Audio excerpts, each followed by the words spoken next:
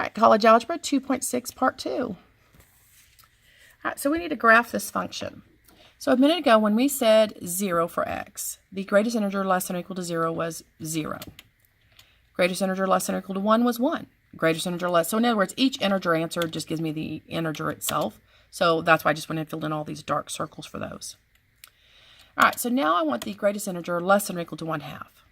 So you think about that on a number line. Less than or equal to 1/2. To the left would be 0.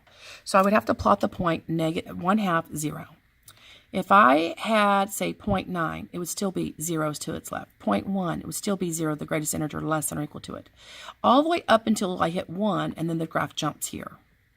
So let's talk about a number in here.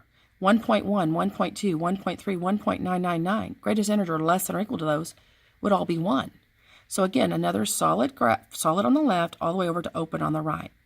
And that pattern's going to continue on forever, you guys. So sometimes some people call the greatest integer function a step function. So just so you have a heads up about that, you could see both names.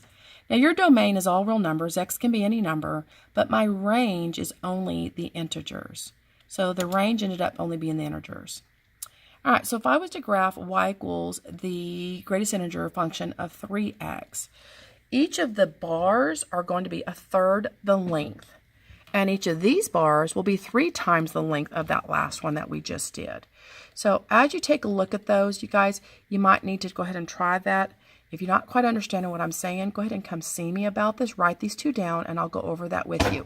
So again, like I said, this bar will be 1/3 the length. So it's going to be closed, over here to open, 1/3, then jump it, again close, over to open, 1/3, and then open again. And then this one will be 3 times, the reciprocal will be 3 times as long. So from 0, it's going to go all the way over to 3, open, and then close, and all the way over to 6, open. And the reason for that, guys, is if I plug in 3 into this, it takes me to plug in a 3 before this y value jumps to 1. Okay, so that's kind of the reason why. All right, that ends our lesson on 2.6.